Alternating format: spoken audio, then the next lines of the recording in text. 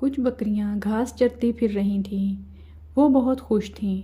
ان کے ساتھ ان کے رکھوالے کتے بھی تھے۔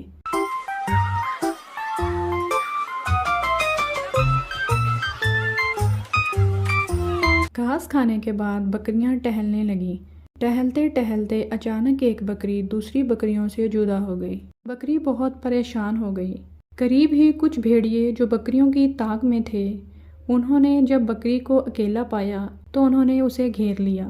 بکری کے پاس کوئی راستہ نہیں تھا، وہ بھاگ بھی نہیں سکتی تھی کیونکہ چالاک بھیڑیوں نے اسے گھیر لیا تھا۔ بکری نے ان سے منت سماجت کی کہ بھیڑیے اسے بخش دیں، مگر بھیڑیے اسے کہاں چھوڑنے والے تھے، ان کے پیٹ میں تو بھوک سے چوہے دوڑ رہے تھے۔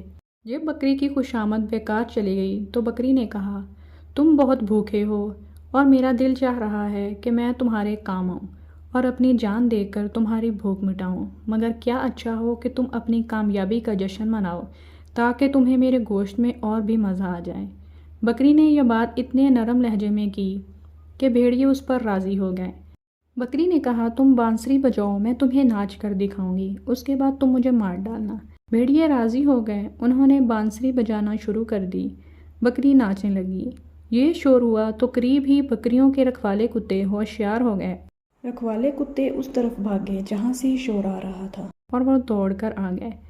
بھیڑیوں نے جو ہی کتوں کو دیکھا تو وہ بھاگنے پر مجبور ہو گئے۔ یوں بکری کی جان بچ گئی۔ دوسری بکریاں اپنی ساتھی بکری کی جان بچ جانے پر بہت خوش ہوئیں۔